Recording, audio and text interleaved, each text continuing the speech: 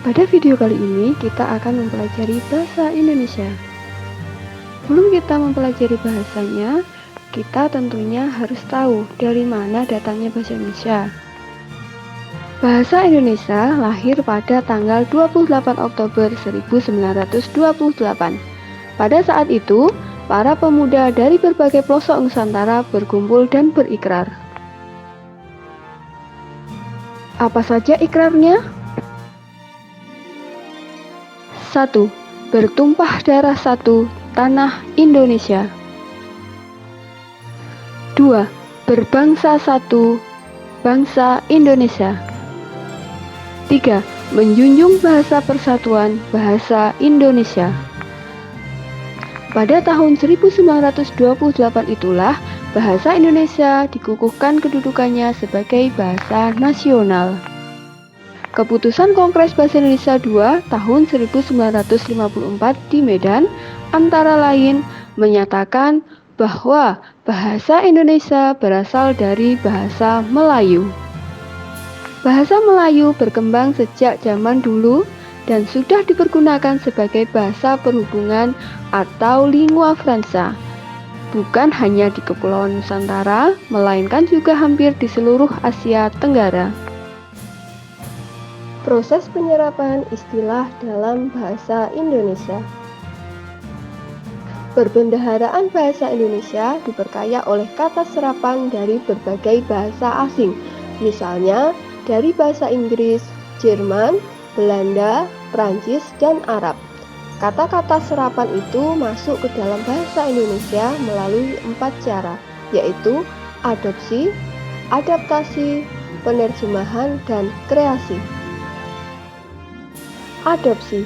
Cara adopsi terjadi apabila pemakaian bahasa mengambil bentuk dan makna kata asing yang diserap secara keseluruhan, seperti kata supermarket, plaza, mall, hotdog. Adaptasi. Cara adaptasi terjadi apabila pemakaian bahasa yang ejaan atau cara penulisannya disesuaikan ejaan bahasa Indonesia. Kata-kata seperti pluralisasi, akseptabilitas, maksimal, dan kado merupakan kata-kata serapan adaptasi. Kata-kata tersebut mengalami perubahan ejaan dari bahasa asalnya, yaitu pluralization dan acceptability dari bahasa Inggris, maksimal dari bahasa Belanda, serta cadeau dari bahasa Prancis.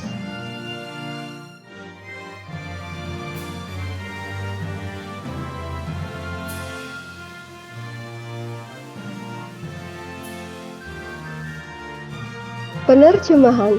Cara penerjemahan terjadi apabila pemakaian bahasa mengambil konsep yang terkandung dalam bahasa asing, kemudian mencari padanannya dalam bahasa Indonesia, seperti kata tumpang tindih, percepatan, proyek rintisan, dan uji coba adalah kata-kata yang lahir karena proses penerjemahan dari bahasa Inggris.